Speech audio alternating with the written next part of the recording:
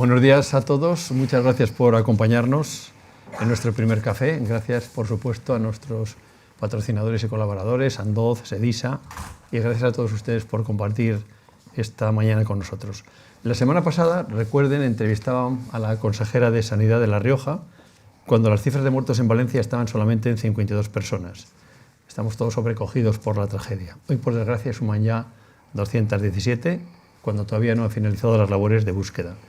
Como saben, Medicina Responsable tiene por objetivo humanizar la medicina.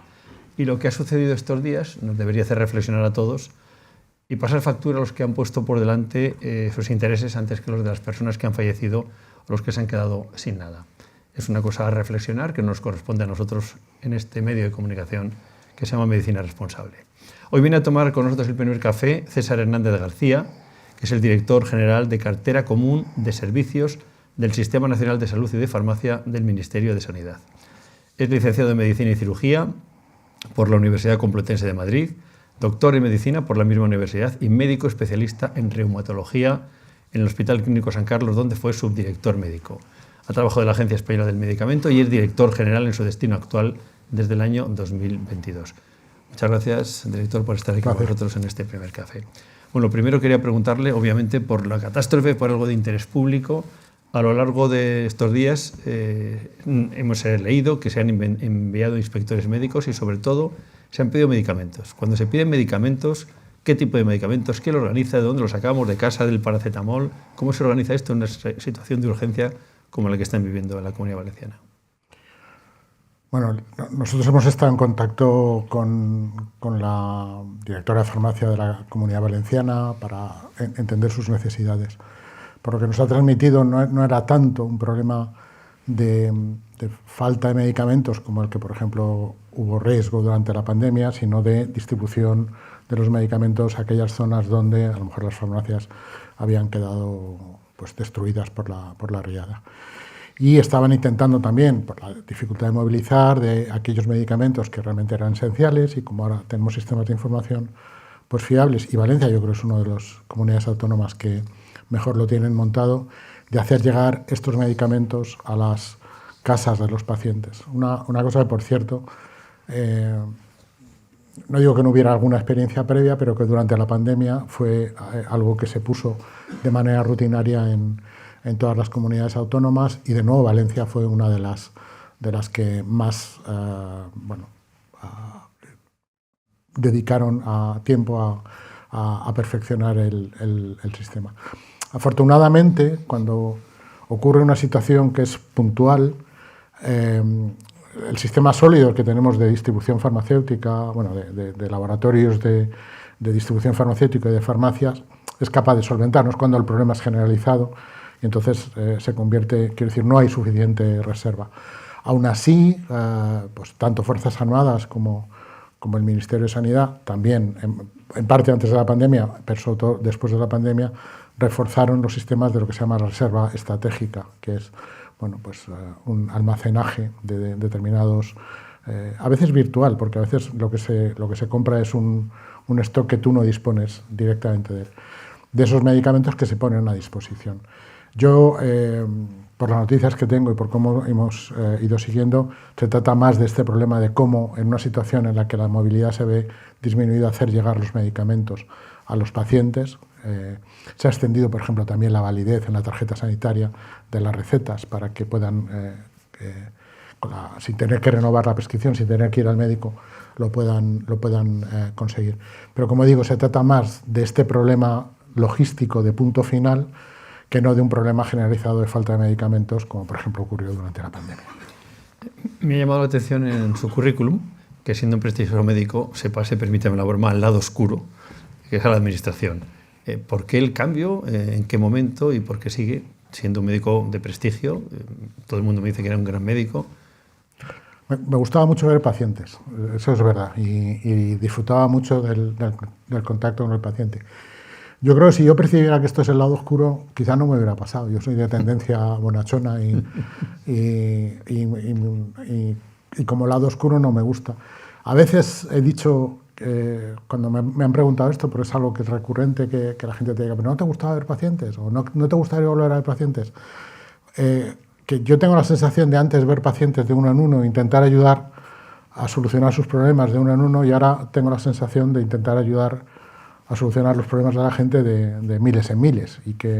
Y esa es la sensación que yo tengo. Para mí no es el lado oscuro, siempre me ha gustado organizar, siempre me ha gustado estar un poco por encima del hecho puntual, porque bueno, me gusta ver las cosas desde el helicóptero, ¿no? y no necesariamente centrado, pero yo creo que, por ejemplo, la experiencia que yo he tenido en el ámbito clínico, también en otros ámbitos, pero en el ámbito clínico, en el gestor del hospital, o los 2 años que estuve a tiempo completo dedicado a trabajar en un laboratorio, me da una perspectiva que me ayuda mucho ahora a la hora de tener una posición, por ejemplo, en el Ministerio, y ver el sistema en su conjunto. Su cargo es Director General de Cartera Común de Servicios del Sistema Nacional de Salud y Farmacia. Cuando no cabe la tarjeta de visita es muy complicado. Pero ¿me puede explicar en qué consiste su día a día? Sí, no, me imagino que los muy expertos lo sabrán, pero los demás igual no. Yo no elegí el nombre, y de hecho llevo tiempo intentando que se simplifique a Director General de Cartera y Farmacia, ¿vale? Son 2 cosas que realmente forman parte de lo mismo. Es decir, mi trabajo consiste en dar cohesión dentro del sistema a una prestación que está descentralizada. Es decir, la prestación de servicios está en manos de las comunidades autónomas, y la Administración General pues tiene, digamos, esta capacidad de coordinar o de marcar elementos comunes. De ahí lo de cartera común, es decir, ahí lo que entran son todas las prestaciones que cualquier ciudadano, independientemente del lugar donde resida, tiene que tener derecho, ¿no? Yo tengo una apendicitis, tengo que tener derecho a que alguien me opere de apendicitis. Tengo una enfermedad y hay un biomarcador genético, ¿qué tal? Bueno, pues tengo derecho a que eso, aunque mi hospital no lo haga, aunque mi comunidad autónoma no lo haga, esto es un derecho común, y eso es la cartera común. Farmacia es un poco de lo mismo, lo que pasa es que de una manera distinta. El sector del medicamento pesa tanto, tiene tanto, a veces digo que es tan grande como un agujero negro, y no es tan pequeño como un agujero negro, pero atrae mucha densidad. Y curiosamente, en un nombre tan largo, la Cartera Común de Servicios del Sistema Nacional de Salud, que ocupa mucho, y Farmacia ocupa tan poco, y sin embargo la mayor parte de mi tiempo, mucha gente me conoce como el Director General de Farmacia, ¿vale? ¿Por qué? Pues porque ponerle precio a los medicamentos, dar acceso a los medicamentos, a los problemas de suministro, los problemas de precio de los medicamentos antiguos, todo eso tiene mucha repercusión. Pero yo creo que digamos, forma parte de lo mismo, y es dar coherencia y sentido a la prestación de servicios, de pruebas diagnósticas, de biomarcadores y también de medicamentos. Forma parte de todo de lo mismo. Iremos entrando en todo, tanto en la farmacia como en la cartera. Pero voy a empezar por el dinero, que al fin y al cabo es limitado. Y el gasto sanitario en España, más o menos, está en torno, corríjame si me equivoco, a 100.000 millones de euros al año. 30.000 millones en medicamentos y productos sanitarios. Yo cada vez que escucho que nuestro sistema no es sostenible y veo estas cifras y veo que todo el mundo dice, bueno, no pasa nada porque esto lo aguanta. ¿Esto es posible? ¿Aguantar estas cifras en el entorno sanitario en el que nos movemos? Bueno, yo creo que el problema no es tanto la cifra, sino lo que estás consiguiendo con la cifra. Yo creo que lo difícil del sistema es que con 100.000 millones de inversión, vamos a llamarlo así, en todo el sistema sanitario, y 30.000 millones de inversión en productos farmacéuticos, la gente sigue estando más descontenta que contenta. No me refiero a la gente en general, yo creo que la gente tiene aprecio por el Sistema Nacional de Salud y evidentemente el Sistema Nacional de Salud necesita cambios, y que luego, si quieres, entramos en ello. Pero cuando, por ejemplo, yo recibo personas, recibo pacientes, recibo profesionales sanitarios o recibo laboratorios farmacéuticos o productos sanitarios, generalmente siempre existe un cierto descontento, una reivindicación, ¿no? Y claro, lo sorprendente es que con 1.500 más de millones de inversión en el último año, pues no consigamos revertir esa situación. Que alguien tiene que estar contento en la fiesta, quiero decir que es una buena cantidad de dinero. Yo creo que se trata un poco más de... Yo no defenderé, por ejemplo, desde el punto de vista sanitario, que hay que invertir menos. Yo creo que hay que ponerlo en contexto y decidir, la sociedad que decida cuánto quiere invertir en sanidad. Sanidad es una buena parte del bienestar. de lo que la gente percibe como bienestar. Y el hecho de que la salud, no necesariamente la sanidad, la salud esté en todas las políticas, yo creo que es un elemento irrenunciable, porque fue una parte del estilo de vida que queremos tener, fue una parte de lo que no queremos renunciar, queremos, a veces con expectativas desmesuradas, pero queremos que nuestros problemas tengan solución. Volviendo a la pregunta, yo no creo que sea tanto un problema de cuál es la cifra global, sino de que esa cifra realmente nos permita virar a un sistema que esté más centrado en la solución de las necesidades que nosotros queremos, a las que queremos dar solución, que no simplemente a resolver la capacidad de la oferta de lo que nos quieren poner encima de la mesa. Laboratorios de productos sanitarios, profesionales, pacientes, nosotros mismos, no. Yo creo que se trata de virar a un entorno que sea más organizado y que decida qué tipo de problema de salud queremos abordar, cómo lo vamos a abordar, y el espectro en esos 100.000 millones es mucho más amplio que esos 30.000, ¿vale? Porque ahí en esos 100.000 millones tienen que caber la prevención, el cribado, el diagnóstico precoz, por supuesto los tratamientos, no siempre con medicamentos, a veces con cirugía, con cachivaches, radioterapia, protonterapia, etc. Y también cosas que los pacientes demandan, el acompañamiento, el seguimiento, el apoyo para continuar la educación cuando eres niño, para la reinserción laboral cuando eres adulto, el acompañamiento psicológico, la fisioterapia. Han mencionado muchas cosas, pero para la sostenibilidad lo ha mencionado de pasada, ¿no? Pero tiene que ser sostenible para todos el sistema, es decir, también para el paciente, para las farmacéuticas, para todos. Para las farmacias de calle. Para todos. Es decir, el sistema sería, yo creo que imprudente decir lo contrario, el sistema funciona para que todo el mundo esté, digamos, consiguiendo un lugar en él. Y evidentemente para las farmacias comunitarias, para los hospitales, para las compañías que producen medicamentos o productos sanitarios, para el sistema en su conjunto. Nosotros, digamos, somos un gran cliente de un entorno que también es muy amplio y todos tenemos, como en los buenos negocios, todo el mundo tiene que tener su oportunidad de tener ese margen de crecimiento. Yo no creo, por ejemplo, que sea posible ahogar determinado tipo de medicamentos, este es uno de los problemas que tenemos, sin que eso tenga repercusión en problemas de suministro o en discontinuación de productos. Ahora hablaremos de precios, de abastecimiento, de pacientes. Un último dato económico, porque estamos en la cola de Europa en el gasto sanitario por Producto Interior Bruto, estamos en el 6, en los países europeos está entre el 7 y el 9. ¿Estamos suficientemente financiados o podemos ampliar, como en otros países? Sería mucho dinero, 2% sería un disparate de dinero para el sistema sanitario. Bueno, una de las cosas que yo creo que es importante hacer, y ahora yo creo que estamos dando los primeros pasos para hacerlo, es tener métricas comunes que nos permitan realmente orientar estas decisiones que tenemos que tomar a la hora de gestionar un sistema que esté más basado en la demanda que en la oferta. Estoy muy partidario de que sea todo a nivel europeo, no solo en España, ¿no? Yo sí. Yo la verdad es que creo que en una industria que es global es muy difícil desde un mercado de 47 millones conseguir lo mismo que se puede obtener desde un mercado de 450. Durante la época de la pandemia, por ejemplo, cuando estuvimos involucrados en la compra de vacuna, la diferencia que yo vi entre lo que se consigue siendo un país de tamaño grande, yo no estoy hablando ya de Chipre o Malta o de los países bálticos, no, un país de tamaño grande, el cuarto mercado de la Unión Europea, frente a lo que se puede conseguir siendo 450 millones. Yo creo que esa diferencia, y para determinado tipo de producto, yo creo que es, y estamos trabajando en ello, es la vía de salida para un problema que es común a todos los países, que es crear más unión entre estos países, dar pasos adelante para generar la fuerza de ese mercado de 450 millones que puede, delante de las farmacéuticas, dar solución a problemas que aisladamente no se consigue. De paso ha dicho que habría que introducir cambios en el Sistema Nacional de Salud.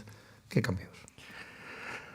Yo creo que tenemos un sistema de salud que se centra mucho en sí mismo y que se centra mucho en el tratamiento distal de cuando ya existe un daño, cuando ya existe una enfermedad. Y yo creo que el sistema tiene que virar a un sistema que se base más en las necesidades del paciente y que abarque todo el espectro, ¿vale? Gran parte de los paradigmas que a mí me traen encima de la mesa es: si traemos esto, vamos a conseguir pues, determinado tipo de ahorro, o con este tipo de prueba vamos a diagnosticar precozmente a tales personas, vamos a evitar periplos a lo largo del sistema y por lo tanto vamos a llegar al tratamiento más pronto y vamos a ahorrar costes en el tiempo de todo eso.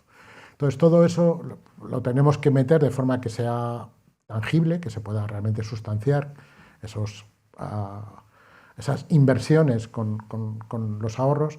Y yo creo que la palanca realmente transformadora que nos puede permitir virar a un sistema de salud más centrado en las necesidades del paciente, menos centrado en lo extraordinario, en la necesidad del profesional, son los sistemas de información. Yo creo que ahí, utilizando esta capacidad que tenemos ahora de intercomunicar y un poco de generosidad por parte de todos, y no solamente a nivel español, también para determinado tipo de patología a nivel europeo, pues generar sistemas que, por decirlo, a veces lo cuento, que en vez de ser el paciente el que pase por diferentes partes del sistema, la atención primaria, el especialista de aquí, el superespecialista de allá, sea un sistema que pase por el paciente, ¿no? Que el paciente no se mueva o se mueva poco y que sea el sistema el que se adapte a esa necesidad.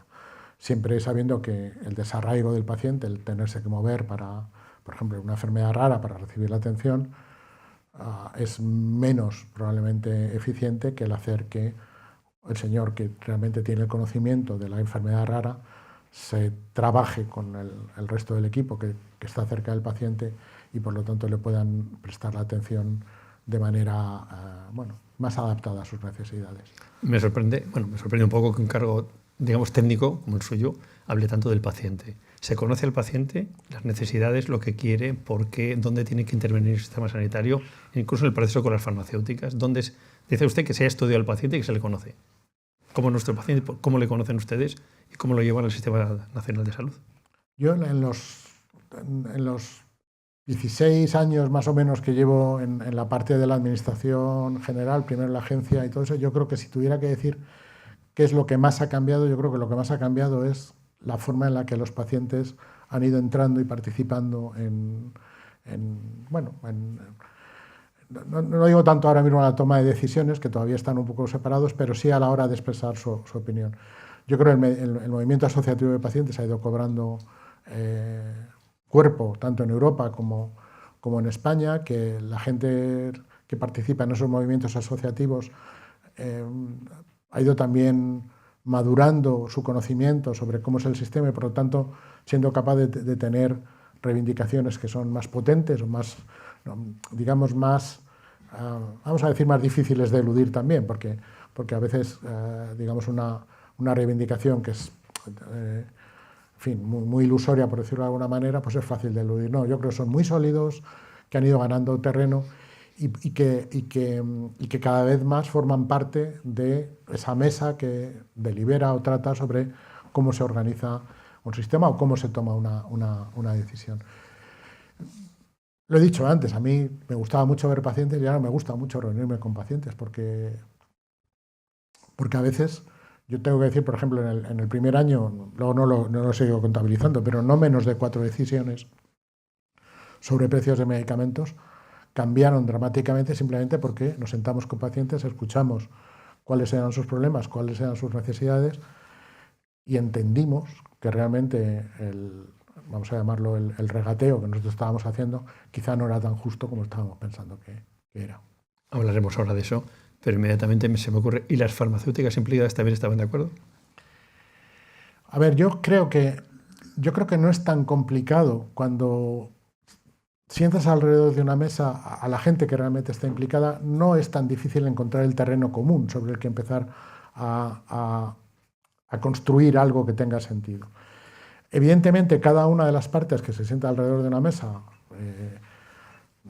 gestores, comunidades autónomas, administración general, farmacéuticas de portfolios grandes o portfolios pequeños, de genéricos y biosimilares o innovadores, de compañías españolas o compañías multinacionales.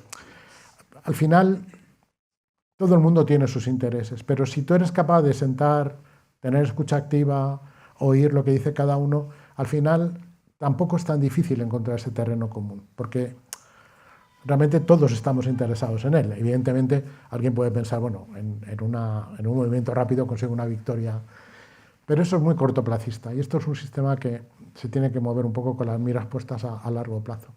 Entonces yo creo que fuera de que individualmente todo el mundo y en la relación bilateral trata de arrimar el ascua a su sardina, cuando todo eso lo haces participativo, lo llevas al terreno de la colaboración, ahí es más difícil que la gente no entienda que a lo mejor parte del tirón que está haciendo no es del todo justo y que por lo tanto tiene que ceder en algo. Ahora iremos al toma y daca con las farmacéuticas, precios de desabastecimiento, pero me llamó la atención que usted está elaborando una estrategia para el sector farmacéutico. Una novedad que alguien haga una estrategia a medio plazo, por lo menos. ¿Cuáles serían sus objetivos, las líneas maestras que quiere conseguir? Porque evidentemente hay mucha gente detrás de la industria farmacéutica. Bueno, si digo que muchas veces cuando estaba en la agencia cerraba algunas presentaciones con una diapositiva que decía necesitamos un nuevo contrato, ponía una foto de Roosevelt por aquello del New Deal y lo venía cerrando. Realmente hace mucho tiempo que lo iba pensando. La idea de tener una estrategia de la industria farmacéutica, no voy a decir que sea mía, antes de la pandemia Europa trabajó una estrategia en la industria farmacéutica que luego finalmente publicó en 2020. Eso ya habla digamos, de la necesidad que había, porque a continuación, con la pandemia, Diego se trabajó antes de la pandemia, digamos que la pandemia lo que puso de manifiesto de manera brusca y descarnada es las carencias que había en el sector. No, le oí decir a un economista, es una frase de otra persona, pero esto de no, estábamos nadando bajo la marea y se descubrió quién estaba desnudo. Bueno, pues pasó eso, el COVID hizo bajar la marea y se descubrió que íbamos desnudos en algunos aspectos. Entonces, en la reforma, en el componente 18, en la reforma 5, ya se dijo, bueno, pues hay que cambiar la ley y hay que hacer, y estaría bien tener una estrategia de la industria farmacéutica por abordarlo de manera conjunta. Y esto es lo que hemos tratado de hacer desde, en fin, con alguna interrupción por el ciclo electoral, pero de manera bastante continua desde noviembre, diciembre del 22, el tener una hoja de ruta que al principio, bueno, pues digamos tenía una forma, pero que ha terminado siendo un plan del gobierno a la hora de abordar pues, las relaciones con todo lo que tiene que ver la industria farmacéutica. De hecho, nos gustaría continuar con la industria de los productos sanitarios y con los datos sanitarios, ¿no? Pensamos que los tres ámbitos se prestan a una estrategia, y vuelvo a la pregunta, perdón si me voy. Claro, porque ¿cuáles son las líneas? Tú no puedes ver la industria... a la innovación, eso, a la tú no puedes ver a la accesibilidad del medicamento. No puedes ver la industria farmacéutica en una de las parcelas, ¿vale? Porque generalmente se decía que innovación, acceso y sostenibilidad eran tres vértices de un triángulo y que uno tenía que elegir uno de los dos vértices porque era imposible tener los tres. Claro, si lo pones, digamos, linealmente o si lo pones en un círculo y lo cierras, innovación, producción de medicamentos, que es el otro aspecto importante, acceso y sostenibilidad forman parte de la misma ecuación. Y verlos por separado no tiene mucho sentido. Entonces, ¿qué tratar la estrategia? De ponerlo todo en conjunto. Por ejemplo, con la innovación hay acceso, ¿vale? Con la innovación hay empleo de alta calidad, hay crecimiento económico. Bueno, luego hablaremos de innovaciones.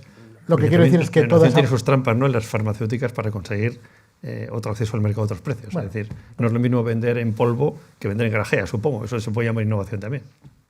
La innovación es una palabra paraguas donde caben muchas cosas, ¿vale? Pero bueno, tampoco, es decir, la gran innovación, como igual que uno actúa en grandes estadios, pero también hace café cabaret, la innovación también hay veces que hay gran innovación y pequeña innovación. Y en la escalera de la solución de los problemas, a veces la pequeña innovación también son pasos que pueden dar lugar a ese objetivo final. Es más difícil encontrar la gran innovación de gran escalón. Es decir, desde hepatitis no hemos tenido otro medicamento como hepatitis cura en 18 o 12 semanas. No. Es habitual que vayamos dando pasos.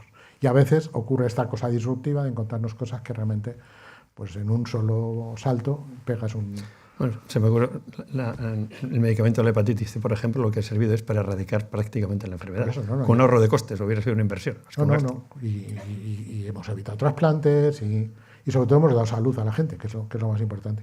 No, lo que pasa es que esto que es muy importante de ver ahora, cuando lo discutíamos en 2014-2015, incluso con los primeros que todavía eran protomedicamentos de la hepatitis C, que yo creo que llegaron ahí por 2012, digamos, por eso hablaba antes de los paradigmas, ¿no? El ver que efectivamente el resultado era el previsto no era tan directo, ¿no? Y también lo voy a decir, incorporar innovación tiene una parte de apuesta, ¿vale? Tiene una parte de futuro también. Y de apuesta, y en las apuestas a veces se puede ganar y a veces se puede perder. Lo importante es tener cintura para poder irte acomodando a cada situación. Bueno, me va a permitir mi ignorancia, que va a ser muy atrevida a partir de ahora, porque voy a entrar en un campo, para mí, de arenas movedizas. Por ejemplo, ¿cómo se coordina el Ministerio con las comunidades autónomas? Porque está todo transferido. ¿Qué hacen en común? ¿Cómo le favorece que funcionen bien sus carteras, sus accesos a los medicamentos, su día a día? Bueno, con grupos de trabajo la mayor parte de las veces, ad hoc para cada situación. Por ejemplo, para cartera, pues hay un grupo de trabajo que es la Comisión de Prestaciones, que a su vez a veces tiene sus grupos, donde están todas las comunidades, está la Administración General y pues con sus índices y sus agendas pues vamos tratando los temas que son relevantes. Me imagino, antes hablaba de compras centralizadas, me imagino cuando se compra en gran cantidad para distintas comunidades desde el Ministerio, no lo sé, cómo es el proceso, será mucho más fácil. Sí, pero esto, por ejemplo, es algo que yo creo que todavía es mejorable y que para la próxima ley tenemos que pensar. Compra centralizada como tal, hay la compra agregada, bueno, hubo compra centralizada durante la pandemia y todo eso. Pero normalmente hay compra agregada, es decir, hay concursos en los que Ingesa pues, saca un concurso de un determinado medicamento, por ejemplo, y las comunidades autónomas voluntariamente se adhieren. Pero es un sistema que yo creo que todavía se puede trabajar mucho más a nivel nacional y a nivel europeo, porque una resultante de la pandemia es la posibilidad de poder hacer esto a nivel europeo. Hay por ejemplo, medicamentos que después de las vacunas pues hemos ido a procedimientos de compra centralizada. Es Europa la que hace un contrato marco y los países de nuevo se adhieren. A mí me gusta explicar que la diferencia entre eso y lo que se hizo en la pandemia es cuál es el papel activo que juega la parte o el Estado miembro, España en este caso, o la comunidad autónoma. Yo soy más partidario de ir a compras conjuntas, a negociaciones conjuntas, porque es lo que hablaba antes de lo que realmente te da poder de decir, bueno, pues si estos señores están comprando juntos y marcan cuál es el terreno del juego, es una relación más confiable para todos de cuál es el resultado final, ¿no?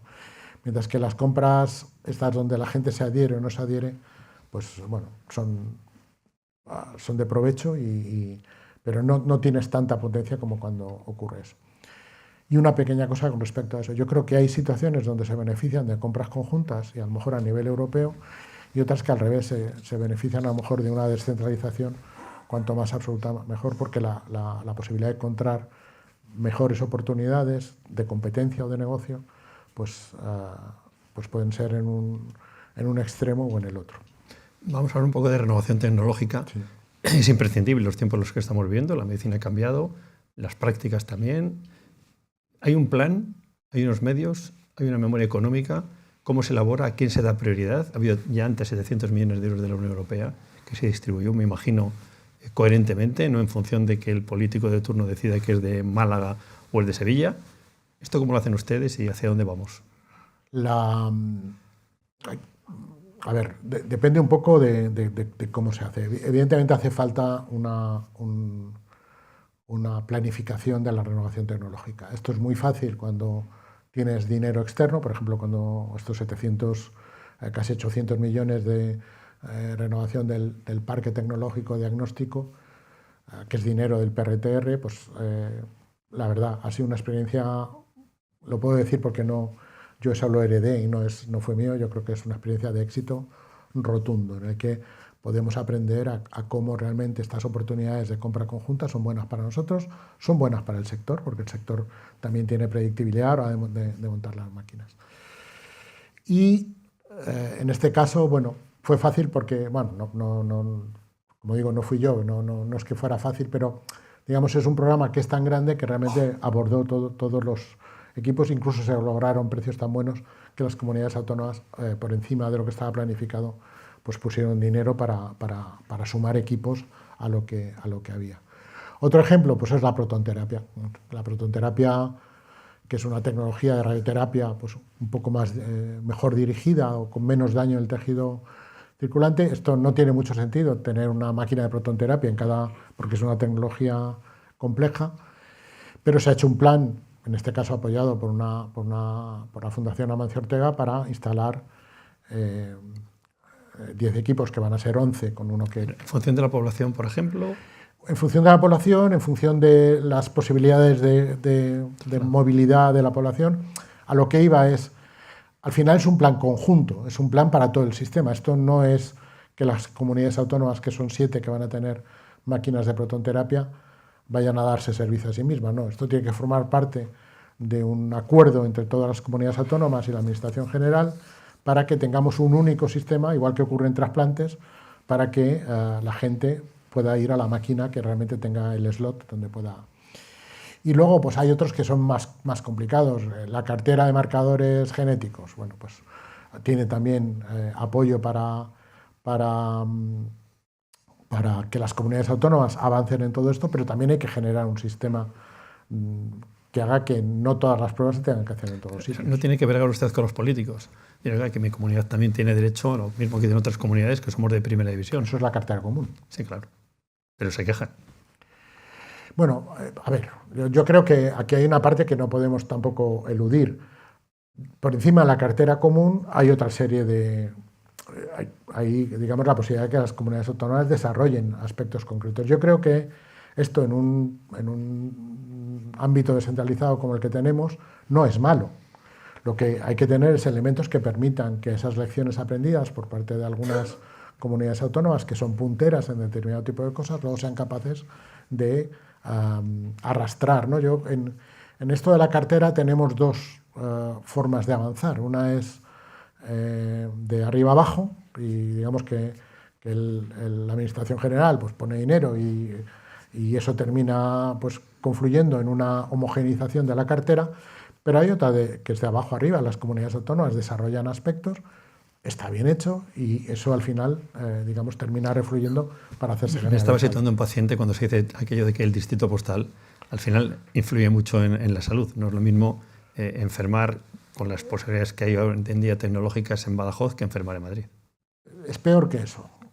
Es diferente en diferentes zonas de Madrid siendo la misma comunidad autónoma, ¿vale? Yo creo que es injusto que se ha acuñado, y además muy llevado a ese agujero negro de los medicamentos, el término del código postal como determinante. Claro que es el mayor determinante de la salud. Es que el mayor determinante de la salud es la pobreza. Y efectivamente, en las zonas donde hay pobreza, pues acumulan todo el problema de enfermedad. Entonces, digamos, en volumen, en qué representa esto es mucho mayor que la idea de que un médico en un hospital tenga acceso a un medicamento y otro en otro hospital no, a veces de la misma comunidad autónoma.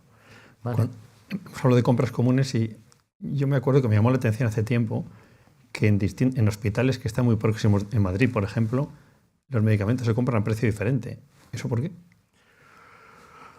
Bueno, porque forma parte seguramente porque hay acuerdos de otro tipo y a veces, digamos, concursos que, dependiendo del número, pues pueden dar lugar a precios distintos. Esto es lo que me refería,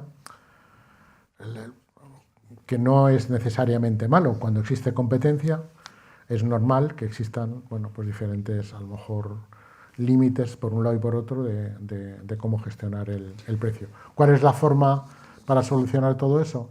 Bueno, pues tener sistemas de información que realmente dentro de la administración nos permitan entender cuáles son esas dinámicas y por lo tanto saber que si un determinado precio se puede alcanzar, pues que se intente alcanzar, ¿no? Pero ya digo, no es un elemento fin, es un elemento que es muy llamativo para la gente, pero que no creo que sea el que guíe realmente la orientación de los precios dentro del sistema. Vamos a hablar del acceso a los medicamentos, a los nuevos, ¿sí?, y a la disponibilidad de los antiguos. ¿Qué está pasando? ¿Ya es normal? ¿Es fluido? ¿Sigue habiendo los mismos problemas que siempre? ¿Lo está solucionando? Es de lo que se quejan muchas veces las farmacéuticas. Por partes, yo creo que son aquí tenemos tres problemas que tienen elementos comunes pero que son diferentes. Uno, el acceso a los nuevos medicamentos. Otro, lo que necesitan medicamentos genéricos y biosimilares que entran en competencia con los innovadores una vez que han pasado los periodos de protección de datos y de patente de los medicamentos innovadores. Y en el segmento más, digamos, distal, de la derecha o de la izquierda, dependiendo de cómo lo dibujes, estos medicamentos que han perdido interés comercial por antiguos, ¿vale? Son tres elementos separados, pero esos 30.000 millones están todos debajo del área, bajo la curva, es decir, en esos 30.000 millones están los precios bajos, están los precios de los medicamentos genéricos y biosimilares y están los precios de la innovación. Por ir por partes, ¿cuál es el problema dentro de este desequilibrio? Lo que tenemos es que la innovación, por así decirlo, y en innovación ya lo hemos dicho, caben muchas cosas, por citar cuatro elementos que son comunes. Uno, la tecnología, la ciencia avanza imparablemente y a un ritmo que es a veces muy difícil de seguir. Las expectativas en una sociedad que ya no oculta información a nadie, las expectativas de los grupos, sobre todo pacientes, pero también profesionales sanitarios, de acceso a esos productos es inmediato, es decir, cuando yo trabajaba en la práctica clínica probablemente yo sabía muchísimo más de todo lo que había, no solamente en la cartera, sino en desarrollo para artritis reumatoide, por ejemplo, de lo que sabía un paciente que se sentaba conmigo. Yo en estos años he visto muchos grupos de pacientes que se sientan conmigo y que saben mucho más ellos de qué es lo que está viniendo de lo que yo, que trabajaba en un sitio que se llama Agencia de Medicamentos, sabía, ¿vale? Con lo cual, eso genera expectativas de acceso que también son inmediatas. Claro, cuando tú tienes que traer el acceso lo más inmediato posible, lo que te encuentras es que topas con una cosa que se llama incertidumbre. Es decir, no tienes tantos datos como para saber, hablábamos antes de medicamentos de hepatitis, que los medicamentos de hepatitis van a cambiar la vida del sistema y de los pacientes dramáticamente. No, a veces empiezas con un pequeño subgrupo de pacientes, con una variable que es subrogada, que puede querer decir que no se mueren, pero que a lo mejor es disminución del tamaño de un tumor, por ejemplo.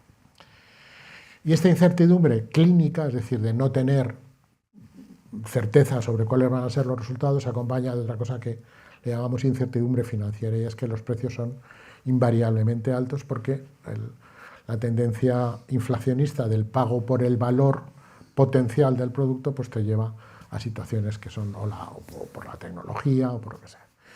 Y esa combinación de todos estos elementos hace que la presión por la entrada de los productos sea muy grande. Cuando se dice que en España tenemos un problema de acceso, yo creo que ese es profundamente injusto, porque acceso, cuando se dice eso, se dice porque se tarda mucho en tomar una decisión de precio, ¿vale? Pero acceso es acceso por la investigación clínica, y España es líder en eso. Acceso es esta cosa que se llama acceso a medicamentos en situaciones especiales, y España es bastante liberal en eso, aunque tengo que reconocer que ahí el papel, digamos, de las políticas de cada comunidad autónoma hace que sea variable, a veces también de diferentes hospitales dentro de una misma comunidad autónoma, pero es un acceso fuera de los años de pandemia que se disparó de en torno a 40.000 tratamientos, de estos que todavía no están autorizados, que todavía no tienen precio y que los pacientes lo están recibiendo.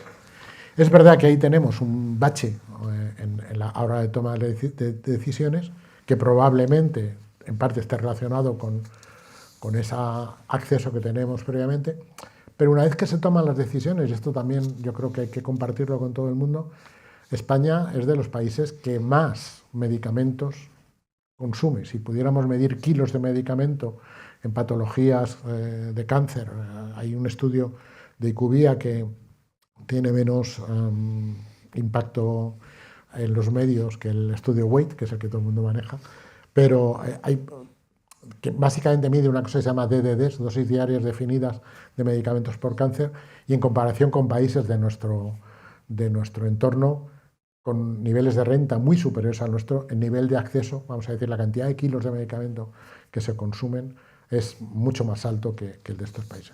Entonces, ¿qué necesitamos? Reequilibrar esa parte. ¿Cómo reequilibramos esa parte? Al mismo tiempo, necesitamos generar competencia para que los genéricos y biosimilares, que básicamente viven de los volúmenes, alcancen volúmenes altos rápidamente una vez que estos periodos de protección de la innovación acaban. Y luego tenemos que recuperar estos medicamentos viejos que se nos han quedado por debajo del umbral de rentabilidad comercial. ¿Cómo hacer eso sin que el área bajo la curva se nos vaya a 1.000 millones más o 1.500 millones más? Bueno, pues este es el reto que tenemos que abordar, ¿no? Un poco cómo encontrar una forma para que ese área bajo la curva, bueno, pues se mantenga, vamos a decir, en un crecimiento estable y no en un crecimiento desbocado, al tiempo que recuperamos medicamentos antiguos, generamos condiciones para que genéricos y biosimilares tengan incentivos para producirse y no frenamos el acceso a la innovación. Estos días hablo con distintos amigos de la industria farmacéutica y he recogido algunas cosas que les preocupan. Primero, Sanidad plantea que las farmacéuticas desvelen los costes de producción de los medicamentos. Dicen que es para una mayor transparencia, pero también para la financiación dentro de los fondos públicos y establecer su precio. Farmaindustria ha dicho que quieren que retiren esta condición. ¿Qué van a hacer? A ver, quiero decir, la industria farmacéutica, la sociedad en general, reclama de la Administración mayor transparencia a la hora de en fin, determinado tipo de actuaciones, procedimientos y todo eso. Yo creo, lo hablaba el otro día con Farmaindustria, yo creo que no la han entendido bien lo que queremos decir y si hace falta corregirlo, se corregirá. Lo que queremos es una relación franca a la hora de saber que no estamos doble financiando cosas que ya estaban financiadas. Si, por ejemplo, un determinado producto se ha generado sobre la base de una colaboración público-privada o sobre la base de un desarrollo público que luego alguien privado ha comprado, esa parte del desarrollo público que yo ya he pagado, sí realmente ha servido, porque hay veces que eso no ocurre lo contrario. Yo compro un producto de un desarrollo público, pero no me ha servido para nada. He tenido que empezar de cero. Pero si ese desarrollo me ha servido, no es justo que yo lo doble pague, lo haya pagado en el parte inicial y luego lo pague como si ese desarrollo hubiera sido siempre de la compañía. Otro elemento que ocurre con frecuencia es que las compañías vienen y dicen, no, mira, este producto es que los costes de producción son muy elevados. No, lo que se pide es que pasemos de los costes de producción son muy elevados a un elemento que sin ir al final ni... O sea, nosotros entendemos que la estructura de costes de una compañía farmacéutica debe ser compleja, muy compleja. Yo no quiero entrar ahí, pero sí quiero saber que cuando una parte de lo que se me pide en precio tiene que ver con que los costes de producción de estos son muy elevados, porque se produce en Wichita y luego un camión refrigerado lo tiene que llevar a no sé dónde y tal, bueno, pues yo saber que no me estoy fiando solamente de que esto es muy elevado, sino que hay algo de fondo. Y tercer elemento que a veces ha salido.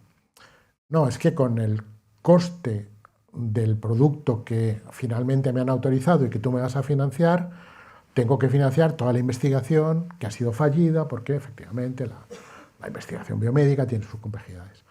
De nuevo, sin entrar al detalle, ni ir al céntimo, ni tener yo que trabajar con hojas de Excel, ni simplemente que ahí tengamos un intercambio sobre verdad de qué es lo que yo realmente estoy financiando, porque no hay ningún problema en financiar esa investigación. Pero claro, nos gustaría saber, grosso modo, qué es lo que hay detrás de todo eso. Por lo tanto, no creo que sea tanto un elemento de disclosure, de decir, bueno, pues voy a venir aquí con... Yo no quiero un tocho de hojas de esto, sino simplemente en folio y medio, pues desarrollarlo. Como eso, yo entiendo perfectamente que genera inquietud, sobre todo en los headquarters, pues eso tendrá que ir desarrollado en directrices o en ley blanda por debajo de lo que es un real decreto. Y además, y está puesto así en la legislación, que es donde viene todo esto, esa legislación blanda va a ser discutida con todo el sector, incluyendo las compañías farmacéuticas, con lo cual vamos a tener la oportunidad de ponernos de acuerdo en, efectivamente, no quiero todo ese complejo hoja de cálculo, lo que quiero es simplemente un poco de intercambio sincero en estos puntos. Lo que pasa es que como cuando se especula con estas cosas, el ciudadano de a pie que no está en el día a día dice, ¡buah! Lo que ganan las farmacéuticas, se lo llevan crudo. Es malo para la imagen de las farmacéuticas. Pero no, a ver, yo creo que, no sé, no creo que nunca me hayan oído... Es simplificar. pero ya sabéis que las farmacéuticas ganan muchísimo dinero, tienen pero mucho hay farmacéuticas, margen. supongo, que ganan mucho dinero, hay farmacéuticas que cierran, hay farmacéuticas que pierden dinero con productos y que seguramente lo están sustentando en otros productos. Lo que tenemos que hacer es ir deshaciendo un nudo para que todo esto sea un poco más limpio. Estoy leyendo que tiene en marcha una reforma del sistema de referencia de precios que van a dar a conocer, me imagino que en breve. Es el único país que no cuenta con una legislación diferenciada de los medicamentos de marca y genéricos. Es un problema que también querrá resolver usted. Bueno, queremos una reforma del sistema de precios de referencia que efectivamente sea más flexible, que no obligue a todo el mundo a estar al mismo precio, pero ya no el innovador con respecto a los genéricos, incluso los genéricos con respecto a...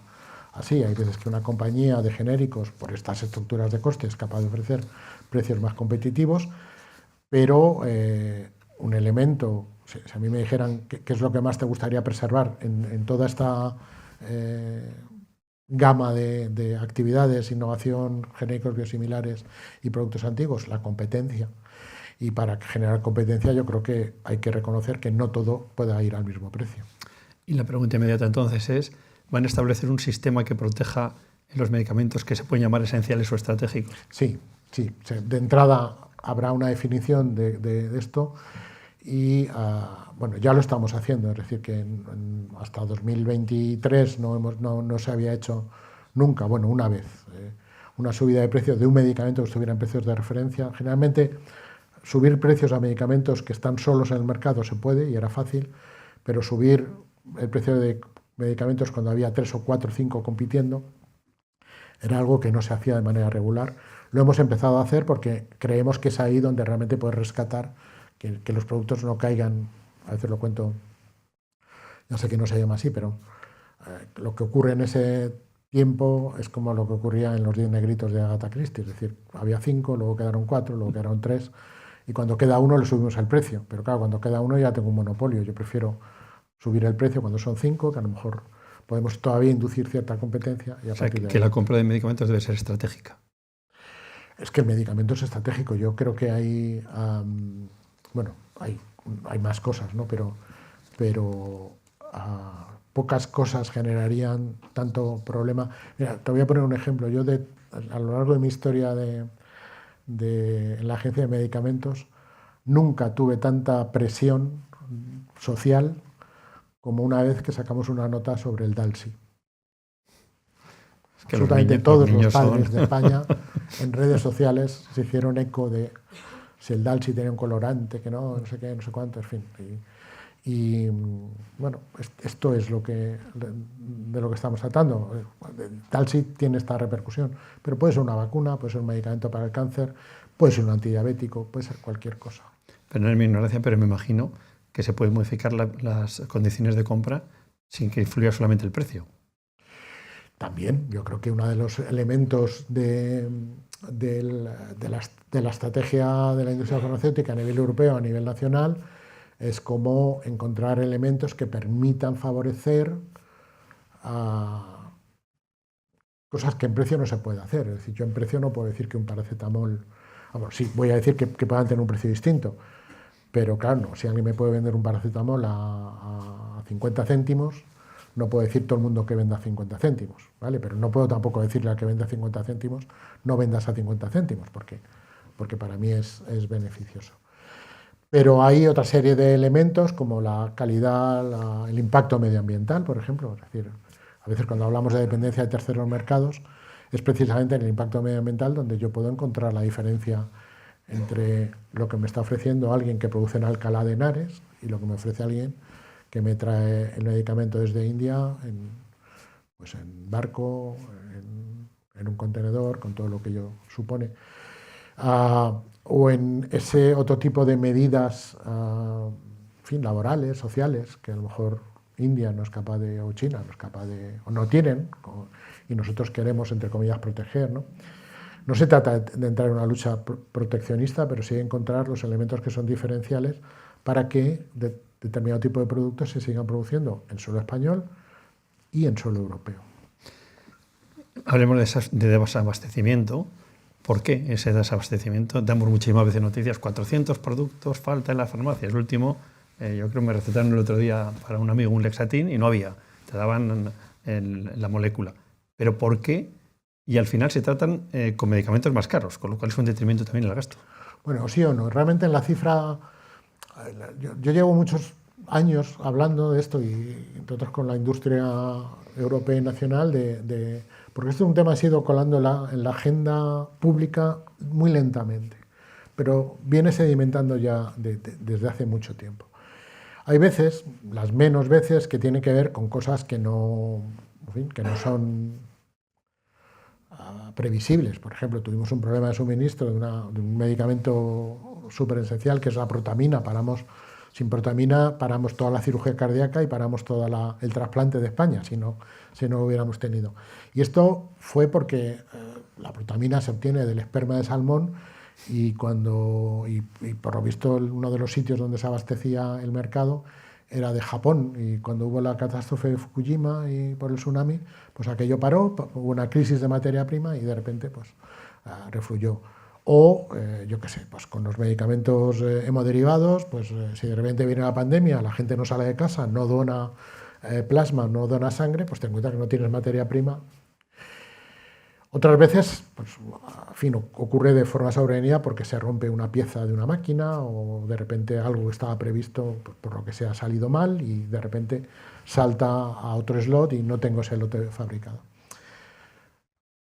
Pero yo creo que hemos tardado mucho tiempo a nivel europeo, hablo, y también a nivel español, en reconocer que algunas de estas últimas a veces tenían que ver con elementos que estaban asociados a la rentabilidad comercial del producto, porque lo que ha ido ocurriendo es que, bueno, pues entre comillas, los precios han ido forzando a que la gente haya tenido que buscar mercados donde obtener materias primas o fabricaciones más baratas.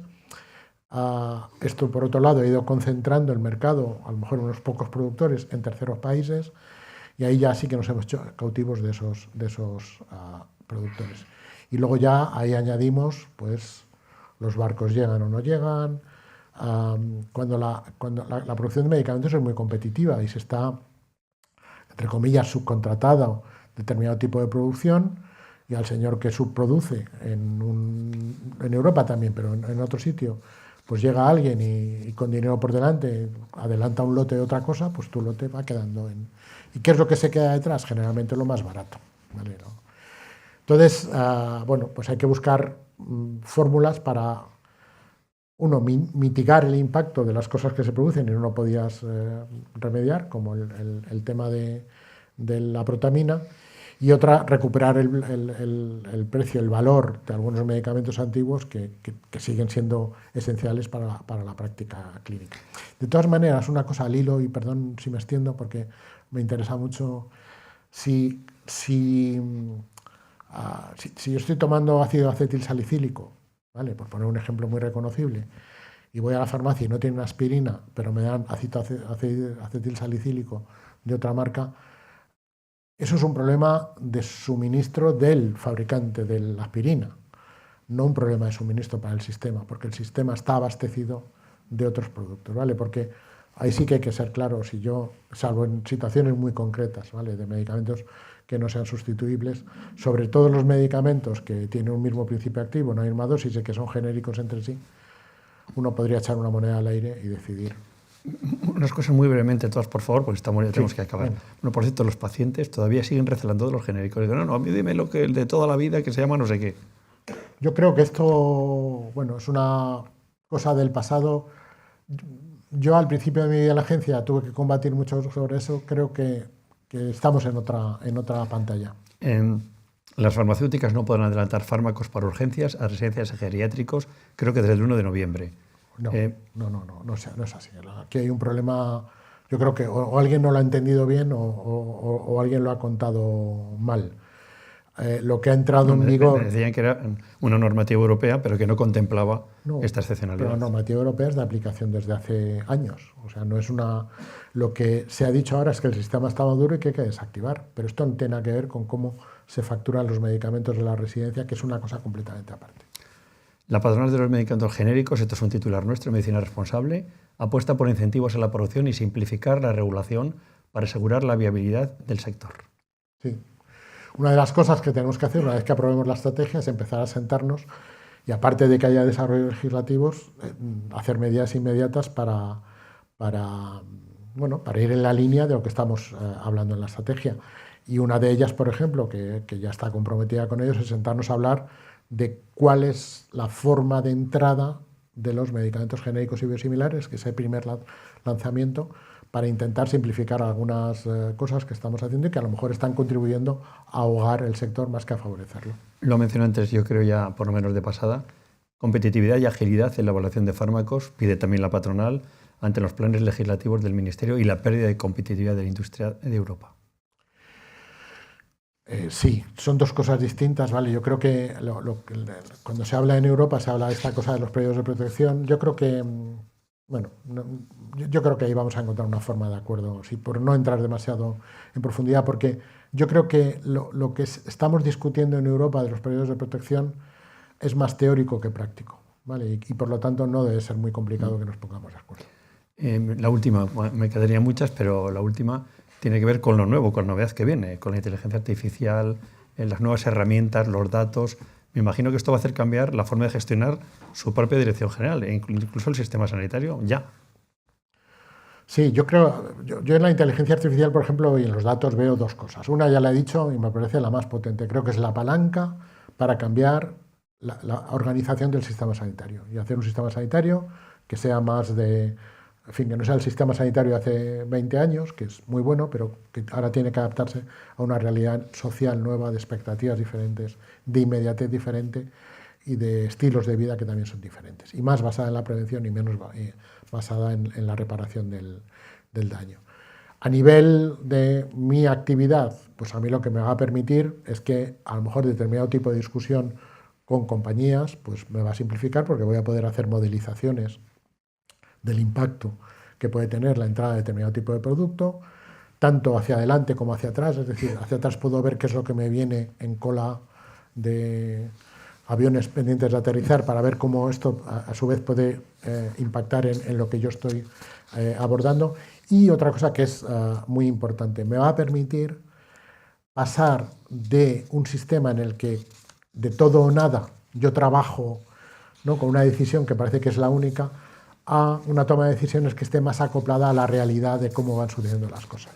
La última, esta sí que es la última. ¿Qué es lo que más se quejan en la industria farmacéutica cuando van a visitarle? ¿Cuál es su principal reivindicación? Que dicen, venga, ya es hora de que nos arreglen esto.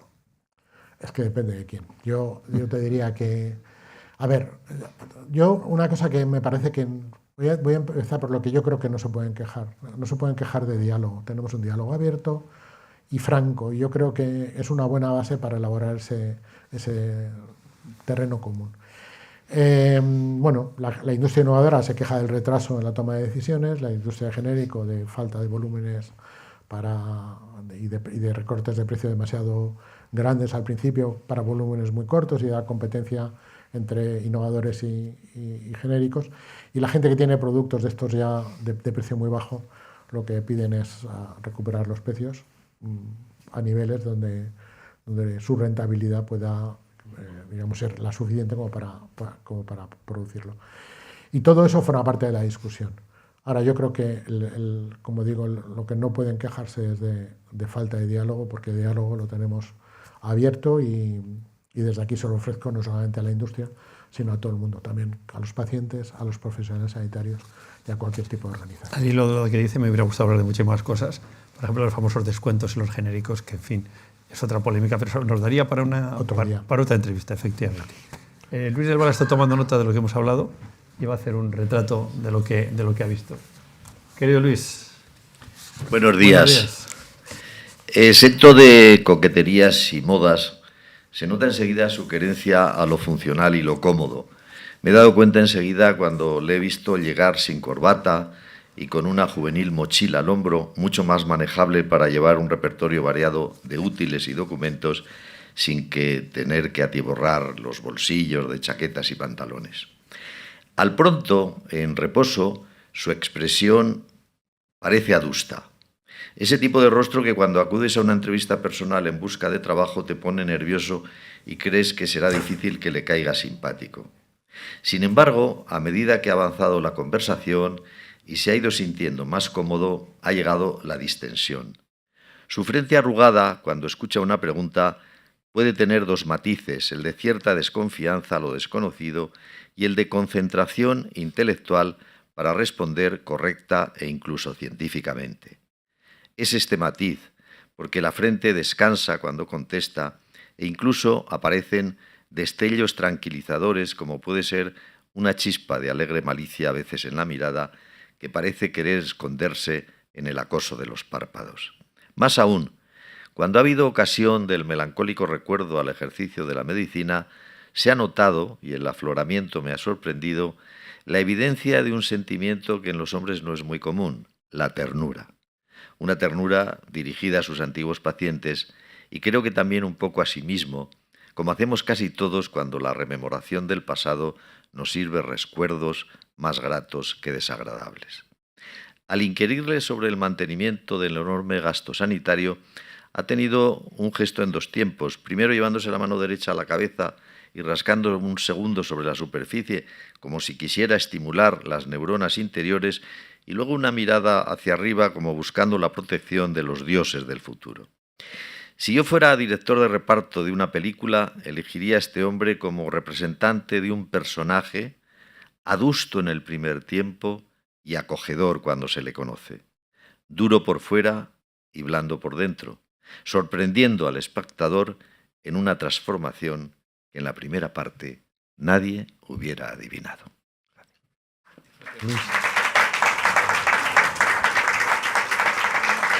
Pues nos queda solamente cerrar este acto y pido por favor que lo haga Joaquín Rodrigo, consejero delegado de Sandoz Iberia.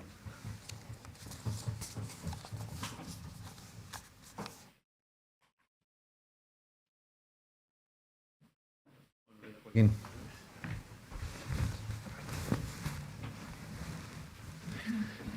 Bueno, pues en primer lugar, muchísimas gracias a Ernesto y a Medicina Responsable.